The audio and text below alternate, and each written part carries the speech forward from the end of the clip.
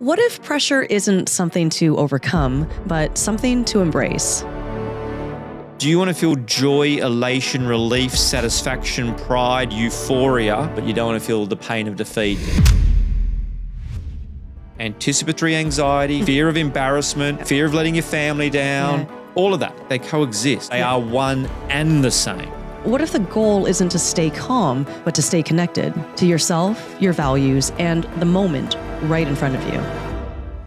Paradox of control is when we try to control our thoughts, our feelings, our emotions. Anytime we try to engage in control, we end up failing and losing our focus. Drop the rope, let it be there, embrace, and bring your attention back to what matters. My guest today is Jonah Oliver, one of the world's leading performance psychologists. For nearly 2 decades, Jonah's helped athletes, coaches, and leaders perform on the world's biggest stages, from UFC fighters to Formula One drivers, PGA Tour winners to Olympic gold medalists. I can help somebody stop being nervous, stop caring about their sport. My clients don't feel less pressure. They're just good at allowing it to show up, willing to make room for the inevitability of discomfort. We talk about why understanding your values might be the most powerful mental skill that you'll ever build. Goals alone are pretty meaningless. Got to be goals as a vehicle for values expression. That's all life is. Doing the things that matter with the people that matter in a values-based way. Let's talk about making space for that pressure. Sure. Firstly, what if pressure isn't something to overcome, but something to embrace? And what if the goal isn't to stay calm, but to stay connected to yourself, your values, and the moment right in front of you? My guest today is Jonah Oliver, one of the world's leading performance psychologists. For nearly 2 decades, Jonah's helped athletes, coaches, and leaders perform on the world's biggest stages, from UFC fighters to Formula One drivers, PGA Tour winners to Olympic gold medalists. He's also trusted by global companies, helping executives and teams in finance, technology, and construction perform with clarity under pressure. In our conversation, we talk about why seeking discomfort is essential for growth and how experiential avoidance quietly undermines performance, and why understanding your values, your why, might be the most powerful mental skill that you'll ever build. This is Jonah Oliver, and this is the Versus Podcast. We usually start off the podcast with one question. When our listeners finish this episode, what's the one thing that you hope they'll see differently about the fight, whether that's in the ring or in life? to change their relationship to discomfort. Ooh, let's expand on that. Sure. Okay, sure. there's a lot of aspects to discomfort then. And going into this episode, I was thinking, let's talk about pressure and how to manage arousal and anxiety, making space for all of that. What exactly do you mean right now by discomfort? Yeah, well, it captures elements of that. Yeah. And some contraindicative or contrary things to what you've actually said as well. So it's not about arousal control. It's not about anything to do with controlling discomfort. We call it the paradox of control. So the paradox of control is when we try to control our unwanted cognitive content, our thoughts, our feelings, our emotions, our memories, our bodily sensations, when we want to control those, reduce them, or in whatever it is, anytime we try to engage in control, we end up A, failing, and B, losing our focus because we have shifted our focus into that attempt to control it. So drop the rope. Let it be there, embrace, make room for it, and bring your attention back to what matters. Isn't this what we train for? We train for some sort of preparedness, which in my mind sometimes equals control, but that's the wrong way of thinking of it. Is that... Wow, it's a great question. Let's take a step back even further. Yeah. It's not even just how we train. This is deep neurobiology. So let's go back 150,000 years. And we're out there trying to survive in the jungle of life, and we see a threat, whether that is a lion or a snake or a rival who might want to take our land, whatever it is. And our brain says we need to pay attention to that threat and we probably need to run away from it or avoid it.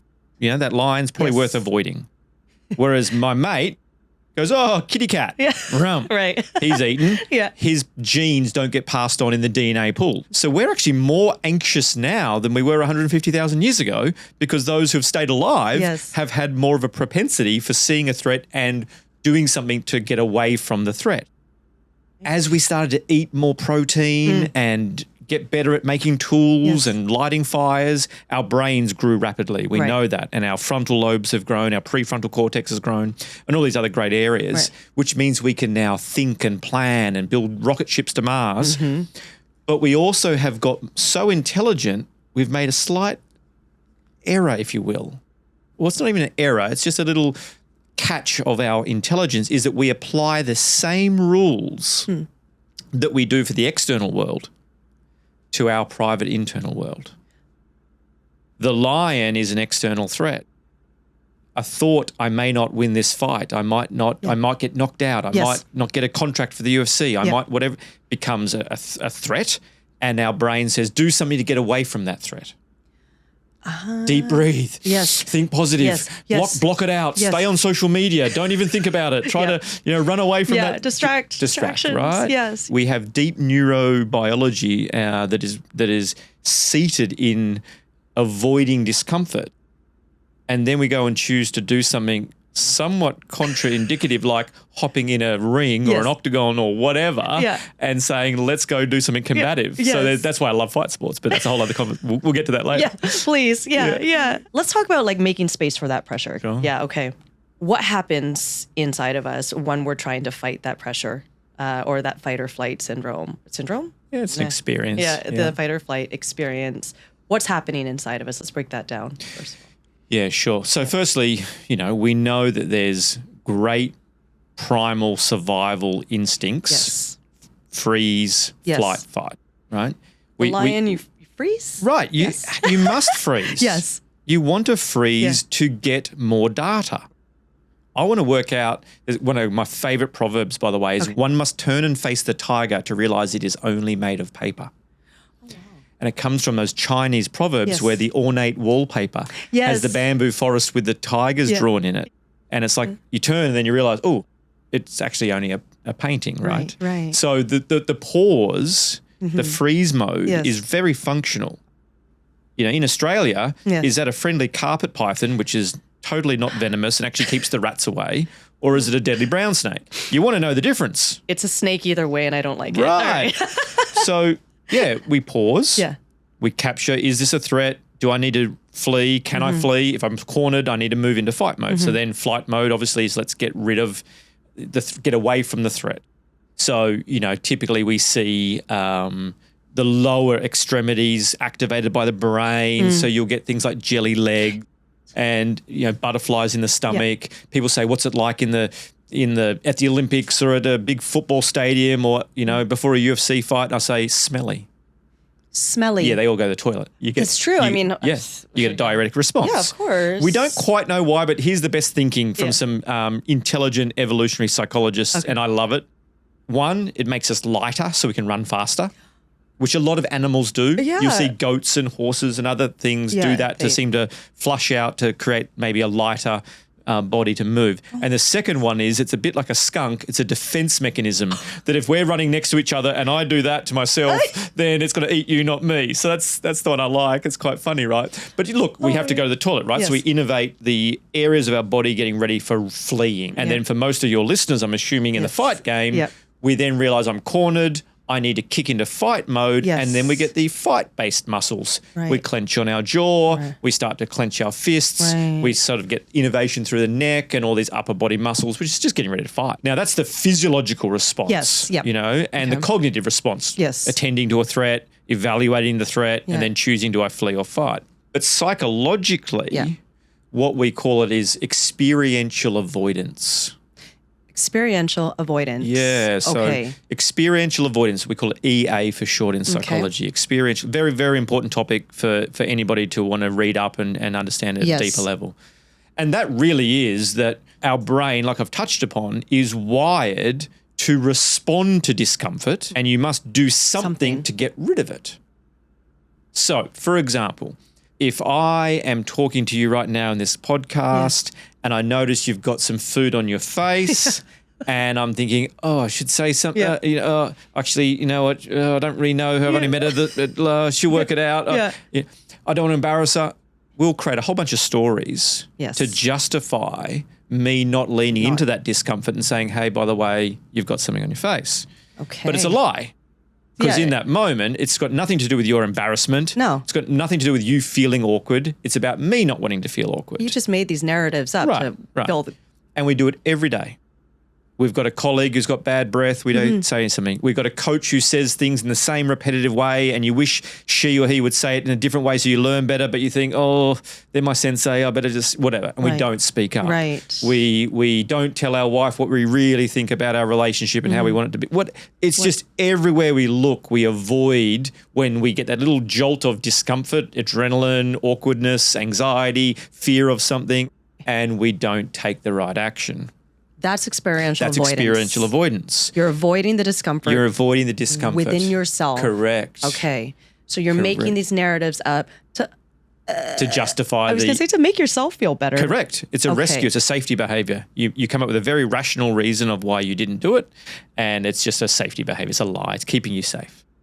And when I look at the highly successful people that I'm fortunate enough to work with, it's often the frequency, duration, or intensity with which they can sit in more experiential acceptance. My clients don't feel less anxiety. They don't feel less anger, pressure, less self-criticism, less doubt. They feel the same. They feel probably more. You know why? Because they're on the front page of every TV and every newspaper and they're playing for millions of dollars and there's scrutiny and attention. Yes. You want to become world famous and earn lots of money and you don't want to feel scrutiny, pressure. And like, come on, you can't have it both ways. Right, exactly. So they feel it in full. Okay. They're just good at allowing it to show up and seeing it as the price of entry. What helps that, getting very good at just feeling it, firstly. And the second element is linking it to something of importance. Okay. I was going to ask you if there is a difference between kind of the elite athletes and your up and coming or more novice athletes. Do they have a better sense of knowing who they are or of their emotions? Like you said, maybe getting good at feeling things. And I don't know, does that mean that they're good at feeling it and they can accept it and move on? Or does that mean that they work through it? What exactly? Yeah, it's a great question. And it's not a very simple answer because there's not really a linear, this is what the elite do versus not.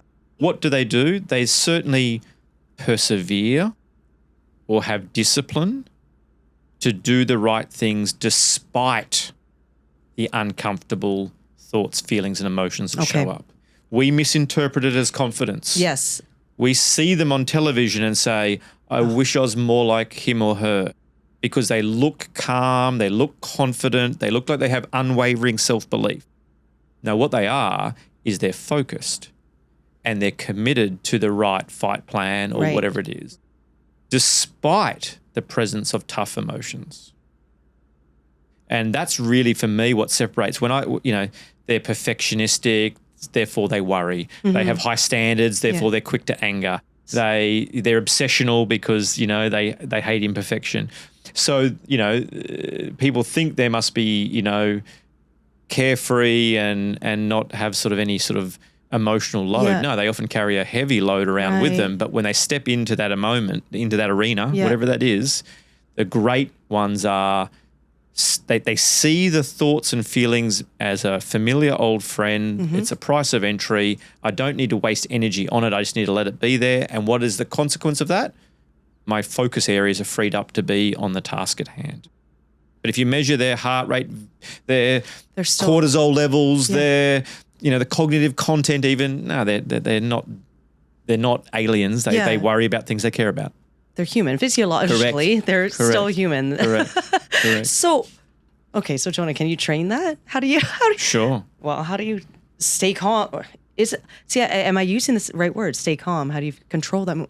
Those aren't the right words. No, this is great that you're already recognizing the traps of our language. Right, yeah. It's staying composed. It's staying focused. Yeah. It's being more willing to make room for the inevitability of discomfort and not seeing that as something you need to get rid of or fight or control. And how do you train that? Yeah, there's a couple of playful ones. One is seek out discomfort as just a bit of a homework exercise. Okay. And then we'll also talk a bit about linking stuff to importance. Okay. So step one is I was doing a workshop several years ago with a bunch of psychologists, that classic train the trainer. Yes. So a room full of psychologists. Okay. I said, listen, we're talking here about experiential avoidance and how we need to get our clients to be more willing to sit with discomfort but not get engaged in these control strategies. I said, it's coming up to lunch. At lunchtime, I want you all to do a little experiment. When you go and have your food, I want you to send something back.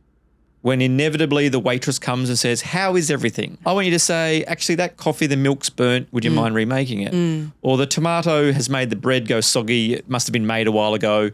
Could you make the sandwich fresh, please?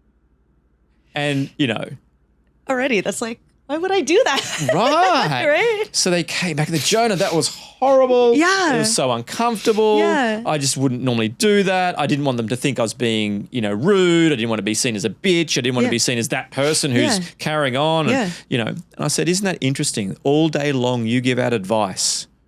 They're paying you and you're giving out advice that they need to go and do something uncomfortable in their career or their personal life. And off you go. Yeah. Go on. Go on. See you next week. And I asked you to send a coffee back and you're and I said, so what does that show, right? That, humans are crap at pointless pain. Humans are crap at pointless pain. Right. And you even said it. I struggle to do that. Yeah. Humans are crap at pointless pain. But if I'd said, imagine you're sitting with a loved one at that lunch and they were allergic to cow's milk and you'd ordered a soy latte. Yes, yep. And they brought you a cow's milk latte. Would you have a problem sending that drink back? Absolutely not. Right. But that's also the difference between somebody potentially getting really ill, right? So it's not pointless. No, exactly. That's what I'm trying to highlight. Yeah. The moment we change it to there's something of importance, I see. then I'm willing to take the action. So what makes us more willing to actually do hard things is connecting to importance. I do like doing activities just to get better at feeling discomfort. That's good for your brain, just to see the discomfort, notice it, and notice where it wants to take you. And you're trying to minimize, avoid, make excuses. You wouldn't even send a coffee back. Okay, just do a few of that. The other things I'll say to my athletes is, what's something you just don't enjoy? I don't know. Let's talk about the food spectrum. Any foods you don't like? I don't know. Just don't like mushrooms. Okay, great. So you're not allergic to them? Well, no. Cool. So tomorrow, guess what we're doing at breakfast? Oh, Jonah, but they're just mushrooms. Yeah. I just don't like how it makes me feel. So you don't want to sit and just feel a little bit of discomfort because of how it tastes or feels in your mouth, the texture, right? Yeah. But you want to hop in a ring in front of 60,000 people and maintain your fight plan and not get distracted by whatever and embrace the discomfort of that. And you're really crap at even just doing something as a little experiment to maybe just see where your brain goes and maybe get a bit more friendly with making room for discomfort.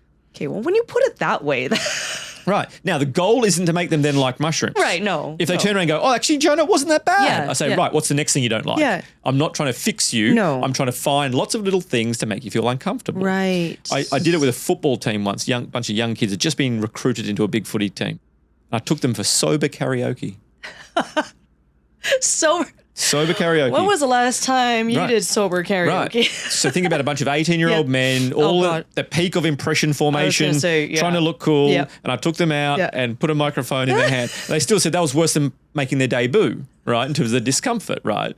And so, of course, I used it in a way of saying, isn't it interesting how just discomfort can just make us want to just repel and recoil and run away from something.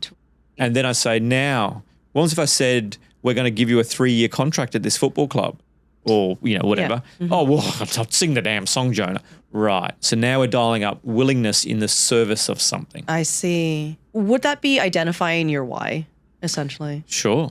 What's it in the service of? Yes. And this is something that you're teaching not just for game day, but for in your training when I don't want to run those 10 kilometers. Not that I run it that much, but still. Right. Sure. Or, I really don't feel like, see that again, there's a language, the push-ups, right? I know I could probably do a couple more push-ups. I don't really feel like it. Right. It's discomfort. It's uncomfortable for me and my arms are already jelly, but I know I could push out one more, two more. Right. So it's remembering, like you said, that and linking that importance, linking it to your values or to the importance or to the why. Correct. Okay. So we want to establish goals. Goals matter. Okay. We know we get dopamine when we bridge the gap between where we are and our goal attainment. Right. So set some goals, but goals alone are pretty meaningless. Got to be goals as a vehicle for values expression.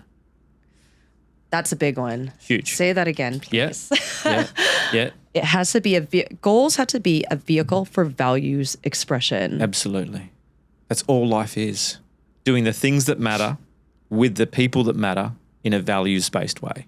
That sounds simple in a way, but it just sounds so big, I think. And it would probably sound very big for a lot of people. Well, it's big because it's everything. But I try to bring psychology and the complexities of it and try to simplify it. And I literally say, there's your rule for life. Take the time to architect your life. What are the things that actually matter to you?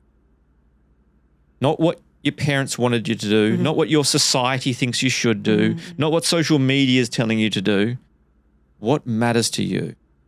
Scaffold goals and objectives and whatever you need to do around that with the people that matter. Surround yourself with the people that truly matter in your life. Life's too short. You only get one dress rehearsal. Yeah. So make sure you're doing, the majority of your time is spent with people that really matter to you, and do it in a values-based way. I can do 2 of those 3 and not get the last one, and it's pointless. I can clear my weekend, take my family to the beach, and rock up and be tired and jet lagged and cranky and in command and control and don't do that, don't go near there, Dad, get in the water, oh, it's too cold. I've completely robbed that experience of being the playful, loving, curious, father that is actually what my kids care about. They actually don't care about the beach. They care about the version of me that shows up. Exactly. They just want the time with you, that version. Right. Yeah. So, for people who want to pursue a career in sport, in fighting, whether that's fighting or coaching, it's like, that's just the vehicle. It's not about the fighting. Yeah, no. It's just that it's such a great vehicle that it probably more readily allows your values to get woken up. All right, guys, quick pause. Just wanted to share some exciting news. We've released the first ever Versus training bag, the Pro Fighters Bag Founders Edition.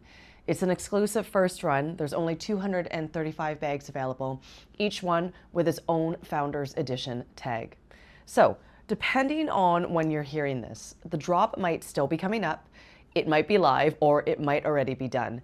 The easiest way to check it is just to go to versus-fightgear.com. If you're early, you'll see the wait list for first access. If the drop is live, you'll see the bag ready to go, and anyone who gets one of these first 235 bags, waitlist or not, gets founders pricing and an invite to our exclusive Mindset and Mastery event. Everything's at versus.fightgear.com. All right, back to the episode. Do you think that combat sports, that there's a tougher time for athletes or coaches or people involved in combat sports to link that importance, to identify, because it's a violent sport. It's an open sport, open skilled sport, right? So there's so many variables there. You could hurt somebody, you could get hurt. I agree with you that maybe it's hard at a surface level, but I'd actually say of all the sports in the world, it's the one that I think lends itself most critically to that work. Why is that? Because to hop by choice, we've evolved to fight for a purpose, for a reason, keep our tribe alive, get some food, take some land, stay alive. It's always served a very primary, primitive function. And now we're doing it out of novelty, out of fun, out of choice. For the professionals, money and a career, but we know that's only a small percentage of those who love fighting. Exactly. So it's a very abnormal Yeah. That's thing to choose to do. Therefore, it must be waking up something deep inside you like your value. One of the best stories I talk about is a UFC fighter I was working with. Okay. And we did the work around exploring his values. And some of them were more, traditional. He enjoyed sort of hard work and determination and, pursuit of mastery and all these great things. And combativeness was one of his values that thankfully was just within the sport domain. It didn't show up in and I'm being upfront. Yes. Some guys or girls do fight, unfortunately, in Australia at the pub, or he wasn't one of those people. Absolutely in the ring, he kept it contained, and he wasn't even combative in his personality, very, very measured type of person, but he loved waking up that warrior, right? Loved that combativeness. But we also found, when I said to him one day, what is it about fighting? Because he used to play football. He discovered it through training at football. And he just started boxing and just loved it and just woke up that primal combativeness that I'm assuming a lot of your listeners can relate to. And he said, I don't know, it's when I stand there and they close the octagon and the crowd's there and, the rules are pretty limited. It's as close as you can get to sort of Mortal Kombat. Yeah. He goes, I just feel really naked. And I'm sitting here talking to this big, tough bloke and I'm thinking, is nakedity a value? I don't know. I'm not sure what I'm meant to do with naked. Yeah. And I was like, well, I can't relate. Like I've not been a fighter. And I was like, it sounds to me like that's just a willingness to feel incredibly vulnerable. And he goes, I love that word. He's like, that's exactly what it is. Yeah. I love the actual feeling of being so, he's like, it's not scared. It's willingness to feel that vulnerable before the fight starts. And I said, this is cool. Let's lean into this. Yeah. And I was chatting to his, I was doing work with him and his coach and his team, trying to help him obviously get better and win more fights, keep his UFC contract. And I said, talk to me about what happens when it doesn't go well, when he doesn't fight well. Right. He's like, well, look, he avoids getting sort of, he doesn't like, he avoids getting punched and he avoids wanting to get taken down. So he stands a bit further back than he should. And typically what happens is goes round and round, round 1 or 2, he gets a little bit gassed. Mm-hmm. The guy takes him down anyway then, and he loses the fight. Mm-hmm. I said, okay. So, and what's his actual fight, tactical strength? Yeah. He's like, oh, he's a brawler. He needs to be in the pocket. I said, okay. So he's got to be willing to stand closer than his brain wants. He's got to be willing to crack some teeth, break some bones, break some, all the usual stuff that everyone here watching knows. He's got to be willing to stand in that pocket closer. And then his actual fight plan comes to fruition more. That's where he fights his best. And so I worked with him around, how about there's your spot of vulnerability? How about we use your desire for vulnerability, your value of vulnerability as your superpower and say that you have a calling to bring that to life and be congruent to it. Yes. What does that look like? He said, well, I've got to stand closer and be willing to exchange and I've got to be willing to feel some stuff. I have to feel vulnerable. Yeah, and physically probably get punched and all that. But that's what I'm willing to do. And, it ended up going quite well. He ended up, I remember the big Ronda Rousey fight in Melbourne, huge crowd, in the pocket, bang, bang, wins his fight. And so we were using what might sound like a very soft, not very fighter-based value of vulnerability. Yeah. But what did vulnerability look like? Brutal. Him in the pocket, exchanging. Yes. His face was beat up after the fight, but his opponent's was worse. Yes. That's what vulnerability looks like. So values are powerful. And wasn't just that he won the fight. Yeah. That's the outcome. Yeah. Of course we want to win the fight. It was this deep intrinsic satisfaction that he won the fight by sticking to his fight plan, by waking up his values. Right. And that's when you have the trifecta. It's the best of it all.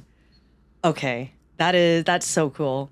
Right? Because it is, like you said, I think for a lot of our listeners, it might seem like this hokey, I got to do some value workshops or exercises, right? Sure. I don't have time for that. Or like you said, surface level. That's typically it. It's surface level. Yeah. It's some words that sound nice. Yeah. And you think, okay, done. Yeah. And you move through it. Like, what do the people that know me and love me, what are they putting on my gravestone? What's my best mate saying about me at my funeral? Okay, surface level. but go deeper than that. Like you said, what will your best mates put on your Yeah, sure. Yeah. A great way of reflecting upon, have I done the work to really understand my own values? Get some truth serum from those that know you the best. Like, what would your best mate say at your funeral? Because you won't be there. But what's he going to say? What are those words on the gravestone? Won in the third round against, had a 26-5 fight record, did this many chin-up. Like, please, it's going to be something written by those that love you and know you. Yeah. And it's like, well, what would they actually be saying? And what do you want them to say? Exactly. How about a bit of aspiration in your life? How do I want to be remembered, and what legacy, what footprints of life do I want to leave on this beach? Because you're leaving a legacy, whether you like it or not. Yep. How about you leave the one that you sort of want to leave? So I always say, do the work, understand what a value is. It's a behavior. It's not a thought or a feeling. I can say I love someone. It's whether I act lovingly, and then interrogate it, and then ask those that know you best to give you feedback. I know that when I was early on in my career, I was lecturing and teaching, and I was so boring. I was death by PowerPoint slide. I had a cheap suit and, because I didn't have any money at that stage, and I'd sit there and I'd read. The PowerPoint slides look great, the slide's there with the writing, and I'd just read the slide. Same thing. Right? Yeah. And it wasn't until I did some values work and got some feedback from some people that love me. And they're like, Jonah, there's something missing. They're like, you're not a class clown, but you're funny. Yes. You're humorous. Yeah. You like to be engaging. You like to be a bit dynamic. And I'm like, yes, I've always been playful. Bang. And I realized at that moment that I'd been depriving myself for some story about, if you're going to be an academic, you need to be serious and in this box, and that's how it's done. So versus no. It's not about dumbing down the pedagogy or the content of the lecture. Right. I still put up lots of content of interesting neuroscience and psychology, but I started teaching with playfulness. Right. Just freed me up, and my clients, or my students in that case, got better teaching evaluations because they learnt, they remembered the stories, they remembered the analogies, and it just set me free. It's almost like you were doing the experiential avoidance, right? Correct. Right? Because you didn't want to be, you wanted to be seen, or you had this narrative of, this is what an academic is. Sure. Interesting. Sure. I noticed on a couple of other podcasts that, yes, you did say that one of your values is playfulness. Sure, yeah. In such a serious sport, and I'm not just talking, every sport can be, or is serious, right? But how do you bring that to a sport that, again, is usually very violent, very tough, very serious, where it doesn't seem like there's much for playfulness unless it's somebody almost trying to embody like this, I'm so tough, nothing bugs me, this persona. So it's not about a facade. It's certainly about any value can be applied to any context. My values are mastery, curiosity, playfulness, and that could be different for, everybody's got their own values set. Yes. But if I was in a fight sport, playfulness might be something as simple as trying to outfox my opponent with a game plan. It might be how I set up combinations and all those things. There's some playfulness in that. It might just be how I go about my training. Or it might be the environment I do when I'm doing gym. I'm sort of making up on the spot here, but the point is, you don't have to have these determination, combativeness, stoicism, and, we're all going to have elements of that if you're drawn to fight sports. Yes. Because there's a beautiful combative element that other sports don't have. But if you truly know somebody's deep personality and values, they're always so nuanced and varied. Right. It's about just being okay at whatever they are as what they are. Yes. And just saying, how do I bring it to life into this domain? What about for our younger listeners or the younger athletes that, obviously your values can change as you mature, as you grow. They certainly evolve. We know that by the time your frontal lobe myelinates, let's call it 22 to 24, typically the things that matter to you, your personality is pretty well set. The way you view the world in terms of things that are important, your perceptions of social justice or all those things are pretty stable. And Between then 22 and 24. That's where they seem to be reformed. Okay. And it correlates with some neuroplasticity and neurodevelopment. Yeah. But then it just becomes this beautiful journey of evolution and refinement and what have you. So, you'll find that if I think back to my values and what that looked like as a 12-year-old, there was still those same elements were there. I wouldn't have had the language to use those words.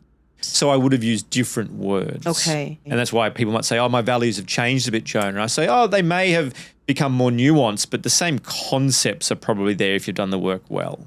So by 12, you would have known. If you'd seen me in the classroom or on a sporting field, I would have been bubbly and playful. I would have been doing extra training afterwards or something to pursue mastery. And I wouldn't have accepted just there's the answer, Jonah. Like, why? Yeah, how come? you would have been I would have been curious. curious. Exactly. Right? Now, I wouldn't have used those 3 words to define me, but those around me, my school teachers, my coaches, my parents would have said, yeah, you've always been a curious little kid and you've always liked just doing things well. And you've always been a bit of a playful kid and always enjoyed. And so therefore you can see those starting to emerge. I see. Is this where you start every athlete or every person? Because you don't just work with athletes, you've worked with surgeons before and performers, etc. Is the values, is that where you start from though, generally? It's an important bit to get right early, for sure, because I'm about like, what are we getting after? Like, what's it all about? Yeah, you can come through my door and say, I've heard you've worked with people and achieved a few things, and let's work out what your life's about. What do you want to get out of bed in the morning and just get after? What are you willing to feel pain in the service of? Let's start reverse engineering. Think about that life you want to live, not just the outcomes, but the characteristics of the life you want to live. There'll be some outcomes we need to define along the way that we need to chase. Doesn't mean you get them, but let's get after them. And then let's talk a bit about the way you want to go chase them. Okay, forgive me if I repeat this question or if we kind of touched on it, but what is preparedness and what does readiness mean to you, like at its core? Yeah, right. Are you able to focus on the right thing at the right time? During the competition or just? Doesn't matter. Okay. It's all it is do I have ambiguity is the enemy. So do I have specificity of what I'm wanting to do in this, if it's a training session, if it's recovery, if it's tapering, if it's cutting weight, if it's in the actual, in the ring, it doesn't matter. Each of those sections or phases have specific requirements that require you to pay attention to the right thing. Anxiety, anticipatory anxiety, worry of the outcome, all that stuff can then take us on a time travel, and all of a sudden we're sort of going through the motions, but we're not actually in that. And that's where I think, what is preparedness, or what is the quality of the work you do in the lead up to a fight? It's the, do you taste the food? How often do we eat a sandwich and we're thinking of something else? Well, what does that gym session look like? What does that sparring session look like? What is that session where you're meant to be just actually shutting down and actually recharging the brain and body? And are you truly doing some meditation or mindfulness or something, but you actually, you're off. So you want to look at the quality of, are they focusing on the right thing at the right time? And then, when I'm prepared, ready to go, I'm clear in what I'm there to do. I've got a game plan and I'm ready for some adversity and pivoting and being flexible and agile or what have you. And I'm so clear on why I'm doing that, what I'm going to do, and connecting it to my values as a vehicle for expressing that nothing's going to derail that. I was just going to say, there's just, it's completely, there's clarity there. Right. That it doesn't matter the different paths that might open up. Right. My clients and I, we get to a place where I always throw them a little curveball, which I'm giving away a secret here on this podcast, which will, if new clients come on board, they'll expect it. But I always say, so we've done a fair bit of work. Yes. And you've got a bigger event coming up, call it an Olympics or a Formula One race or a UFC fight or whatever it is. And I say, hey, so do you know how you're going to go and perform tomorrow? Do you know how you're going to play? Do you know how you're going to perform? And invariably I sort of get there's, it depends on the opponent and the weather. And I'm like, sorry, I didn't ask whether you were going to win. I didn't ask what position you were going to come. I didn't ask whether you were going to medal. I didn't ask anything about the outcome. Right. I said, do you know how you're going to play tomorrow? Very different. And I get them to stop and realize that we've done all this work. And they go, actually I do. There's no way I'm going to deviate from my fight plan. Yeah. There's no way I'm going to get distracted by my own emotions and thoughts. It's too important to be really task focused. Right. There's no way I'm going to quit because that's not in my DNA. Right. And I'm going to, persevere no matter what because it's in the surface of something really important to me. So now I put that all together. I know the exact version of me that's showing up. I don't know if I'm going to get punched and, get wobbled. I don't know if I'm going to get taken down. Yeah. I don't know if my opponent's just going to show up and have a better performance. That's sport. Yep. That's the beauty of sport, is the inherent uncertainty. But too many athletes in the world lose sleep the night before an event because they genuinely feel like they don't know how they're going to perform the next day. That is such a powerful statement because there's so many holes in it. And I mean, we've all experienced it before, right? Sure. But again, it's all, the narratives, these what ifs, these things that you can't control. The only thing that you can control is your intention and the clarity and why you're doing that. Right. We mix up the uncertainty of the occasion and the opponent and we mix that there is always uncertainty of whether we're going to get the gold medal or whether, we're going to finish first or fifth in the top 10 shootout in a race or whatever, right? We mix up the uncertainty of the outcome with the uncertainty of our performance. And I'm like, stuff that. Take control of what's in your control. And if we've done all this work, don't tell me we don't know the version of you that's going to show up. Get back in the driver's seat. Isn't that human nature, though? Isn't that just something that, we're born with? Is to kind of play out these outcomes, or even though we know, or after working with you, for example, that it's not the smartest thing or logical thing or efficient use of our energy, right? But isn't that not something that we just naturally... Explain that a bit more to me. What do you mean? Well, you're thinking about the outcome, right? And you're thinking about the what ifs, and we're filling in those gaps and those narratives. Like that's a natural thing to do. Very right? natural. Yeah. It's just that we mix up what we bring to the equation from the outcome of the equation. We make the error of going, if I don't win the fight, I mustn't have brought the best version of me to the fight. If this happens, then I must have done something. Or we had to find that the reason. Right. And we're already it's like a preemptive strike. Like we're already thinking about these things when nothing of that. Right. Whereas what you want to get, it's a bit of a safety behavior because you don't want to face the reality that maybe I fought my best and still lost in that moment. Yeah. But it's a much more grounding place to work from. And it actually sets you up for greater success, ironically, because you bring out your best version of you. But it's separating what I can bring versus the outcome of the event. Okay, so let's say you've done all the work and we've done all the work together, but you know what? It's the night before and I'm not calm. And I'm still replaying these things in my head. What would your toolkit look like for that night before? Great question. It'll vary depending on the client. But the first question I've got is that helpful right now? Thinking about something tomorrow is very helpful if it's the time to think about it. If I've got to remember the wedding steps of the dance for my wedding steps tomorrow and I haven't done much practice, then lying in bed thinking about it might be a good thing to do. You better be moving your feet while you're lying there. This whole thing about telling athletes not to think about their performance tomorrow, like, please, I feel like headbutting any psychologist has ever told somebody not to think about the future. Like, we are programmed to worry about the future to try to resolve the uncertainty and increase success. What I do to my clients is I say, what time is it in the diary? How about we do it around 6:37 in the morning when you wake up and you don't have guilt? You go, great, I get to spend 15 minutes right now thinking about my event. And then let's go and do some training or whatever we're doing. And then around 5:30 or 6 o'clock tonight, put it in the diary as well. I get to sit and really think about the fight tomorrow or whatever that is. And you do it with intention and quality. Right. And you allow yourself to think and ruminate and even worry and then work backwards from the worry and come up with solutions. And I've done that. And then if my mind, which it will, inevitably, we worry about things we care about. I didn't lose sleep or get worried this morning about making toast for the kids, but my kids being safe or not getting sick or, I'll worry about those things. We worry about things we care about. So if you care about your fight tomorrow, you're going to have thoughts about it. But if I've done some really high quality thinking with some intention and got some good data out of it, and now it's 10 o'clock at night and I'm lying in bed, it might be time to be like, thanks, brain. There's just my time travel. Just worry and not bad brain. Yeah. It's thanks, brain, for being a perfect brain. It's doing what brains have evolved to do. Yes, okay. That's what's kept us alive as a race, as a species. Right. Doing what brains do. Right. It's just recognizing, you know what? 10 o'clock, I've done my thinking.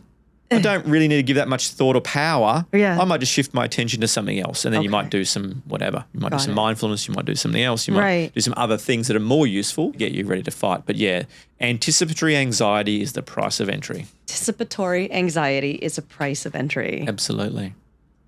Can you expand on that a little bit? I tell all my clients, So you want to go to the Olympics? Yeah. You want to be a racing car driver? Yeah. You want to be a professional fighter? Oh, yeah. I want to go on the PGA Tour and try to win the Masters. Yeah. Okay, great.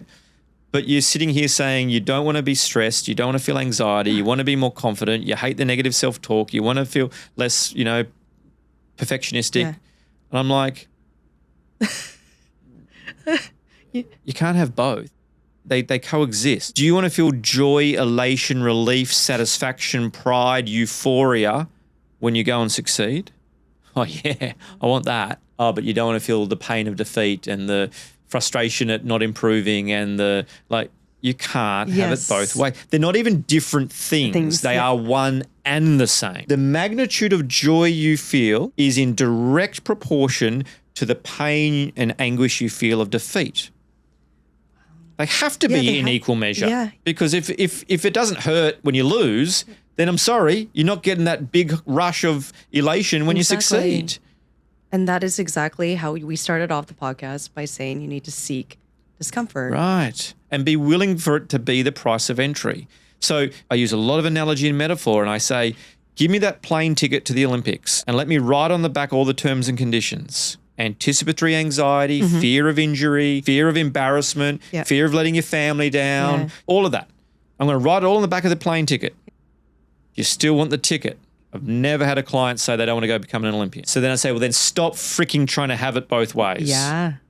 I love that. So when we get asked these questions of, how do I, they don't even say control the nerves, but just like, stop being nervous. And I'm like, what? I don't think you're supposed to stop being nervous. Well, I can help somebody stop being nervous. Okay. Yeah, really, pretty simply. Stop caring about their sport. Okay, and the podcast is done now. but it's true. Just stop loving the sport. Yeah. Stop liking it. Stop loving it. Stop enjoying it. Stop caring about it. Stop chasing things that you want to get after. Yeah. Just drop all of that. Yeah. And then maybe you'll feel some less anxiety, maybe. Because when you stop that, you'll stop caring, you'll stop giving them there's no value, right? There's no intention. When my clients start to say, I don't really, I'm not getting as much adrenaline before a fight or before a game, I'm like, this person might retire soon. Really? Sometimes. Because their care factor's going down. Now, you know what? But that's true. What does happen, though, is when I train them in the skills of acceptance, which is what we're talking about, experiential acceptance, seeing it as a price of entry, it's nothing to fight or fear or control, they will often report to me, Jonah, I just don't get nervous anymore. It's unreal what you've done with me. And I'll say, that's interesting. Just out of curiosity, how was your sleep last night? Look, I was a bit restless. Yeah. Okay. And breakfast this morning? Didn't really want to eat the eggs. Interesting. And you're wearing your watch with your heart rate variability? Oh, it's a little bit. And I say, and if I came along as a physiologist and swabbed your cheek, we'd see some elevated cortisol. So what does that show? You're still feeling the same degree of anxiety. You've just stopped worrying that you're worried. Ah, okay. You've dropped the rope. You've stopped trying to fight the monster of anxiety. You just dropped the rope. The monster's still there. It's still loud. Yes. You might stuff up. You might get embarrassed. You might lose. You might get punched. You might get hurt.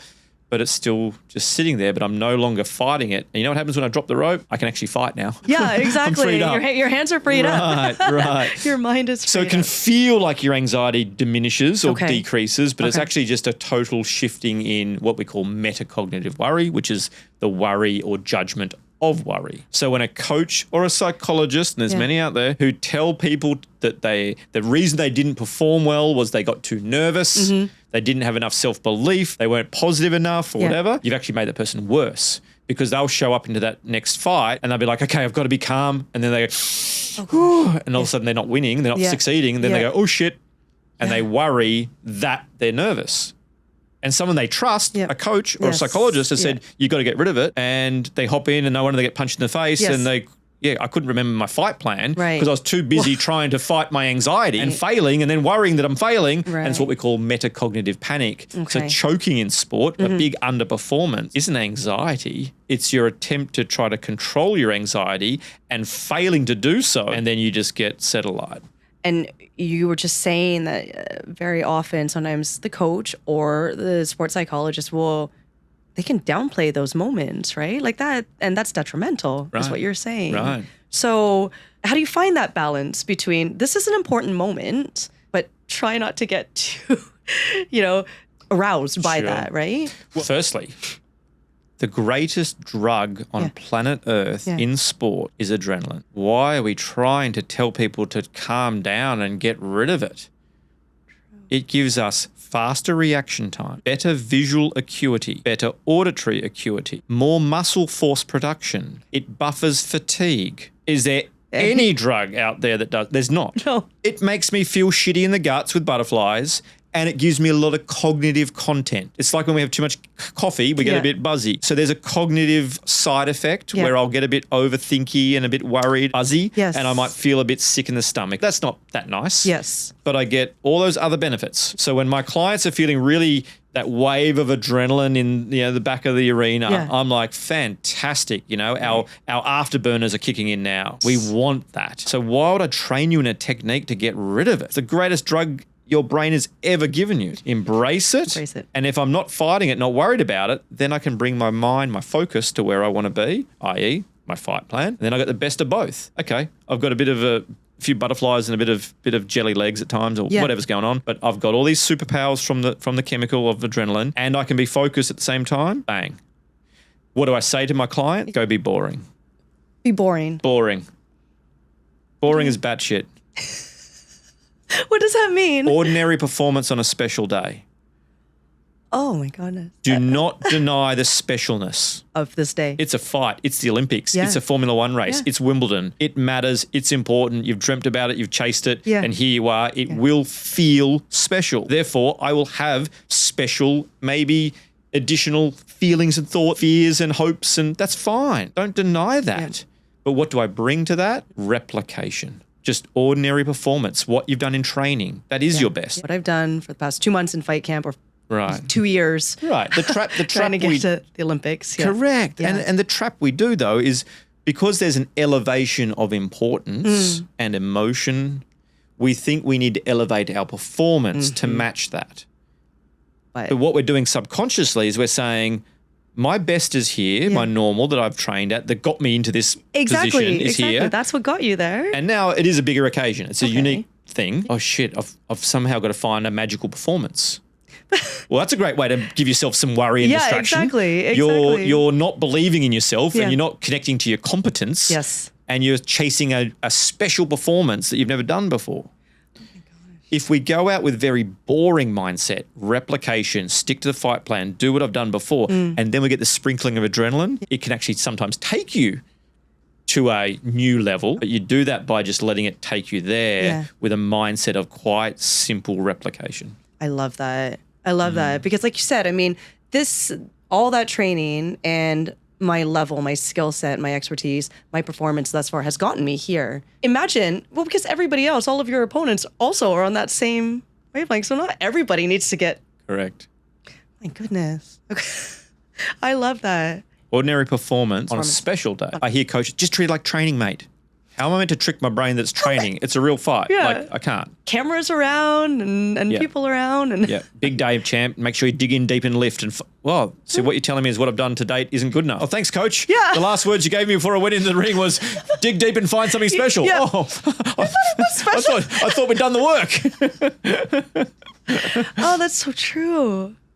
I also love how you said your superpowers, taking that adrenaline, almost rechanneling it, right? Sure. Embracing it, rechanneling it, and call it your superpower. That's really cool too. You touched on cognitive load, or freeing up your mind, your space, and I was going to ask you a few things about kind of, I guess, your training day, your routine. Is there something like a routine or rituals that can create also that focused calm? Yeah, great question. It's a really important one to understand because firstly, all humans are routinized. We all wake up and typically put the same foot on the ground first. We'll typically do our morning routine very similarly, whether that's toilet, brush teeth, coffee, like we work through a very similar cycle. And the reason is, if I have to wake up every morning and go, now which foot do I going to put on the ground now? Gosh. Well, that takes a bit of thought. And then do I walk 3 steps and then turn left around the bed? Well, that takes a bit of, now, how do I use a toothbrush, right? So we create routines to just free our load up so we can think of other things. We can plan our day. We can think about where to go hunt for food. Yeah. The reason we all have a routine in most of our daily life is to free up our cognitive load so we can think of other things. We can plan our day. We can plan our work. We can plan our training. I always say we think we're really flexible and agile, yet you go to the same cafe on the weekend, you get the menu and you stare at it for 5 minutes when you don't need to because you're going to order the 2 poached eggs, the avo with a side of bacon and the same coffee order. We're creatures of comfort because we love familiarity. It creates safety and it also decreases the cognitive load. So routines in sport, after a bit of that storytelling, I'll bring it back to where we're going.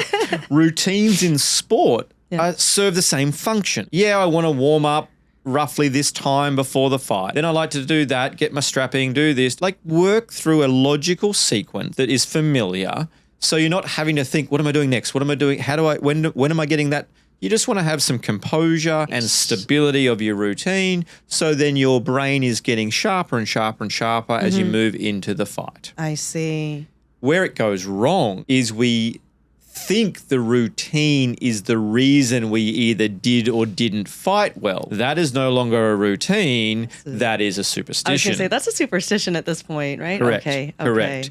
And so now we're worried about the routine. Have I done the, what, how long? And I see guys looking at their timestamps on their thing, worrying about have they done step 1, step 2. Really? And all of a sudden, that's not helping you free up your cognitive load to think about the fight. You're now worried about your routine. Yes. It's now hijacking you. So routines need to be simple and logical, but not rigid. There needs to be nuance. Because here's the thing. Let's say I'm warming up and for whatever reason, my coach and I agree, and forgive me, I'm not a fight coach, so I'll probably use all the wrong terms here.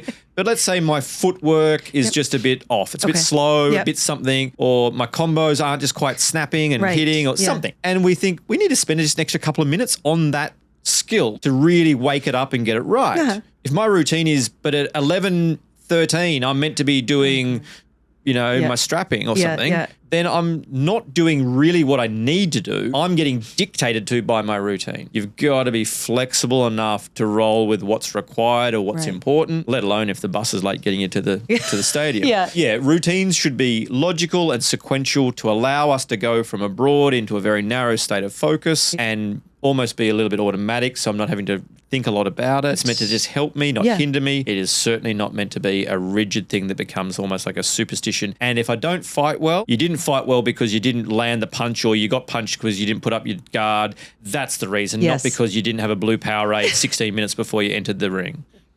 Have you ever heard this? Oh, please. Really? I target superstitions very, very heavily early on. Because if you have superstitions, it's not about the superstition. It tells me you are experientially avoidant. Because you're doing the superstition to try to control or reduce or avoid the discomfort. Yes. So what's one misconception about sports psychology or about mindset that you just want to see disappear from sports? That you need to be confident to perform well. My aeronautical engineer, my tax accountant, maybe my surgeon, if they're a bit anxious and even a bit low on confidence, I'd like that. Because they're going to triple check the bolt on the airplane wing. Yes. They're going to triple check the spreadsheet before sending in my tax return. They're going to triple check that we're cutting off the right limb or organ in the surgery. You know what I want? I want a world-class aeronautical engineer. Okay. I want a world-class tax accountant. And I certainly want a world-class surgeon. I want them to be competent versus, I got you covered, Jonah. I'm really good at surgery and tax. And you can tell me you're good, but are you good? So confidence is a feeling. Competence is a behavior. Me with 6 beers at a karaoke bar, I can't sing, but I'm confident all of a sudden. Oh, yeah. Yeah. No, you want a competent wedding singer. Right? And it's okay if she's a little bit nervous before she gets on stage. As long as she can hop on stage and truly sing, then I'll take the competent singer any day. We chase confidence to our detriment. Wow. I will agree. The days that I feel confident, it feels easier to perform well. That's why we chase it. Jonah, I was confident and I fought well. Yeah, you didn't have anything distracting you. You were felt free. You could think of your fight plan and away you go. But you were competent. That's why you won the fight. Okay. I've never seen thoughts punch somebody in the head. I've never seen a gold medal for the best positive self-talk. Right? Yeah.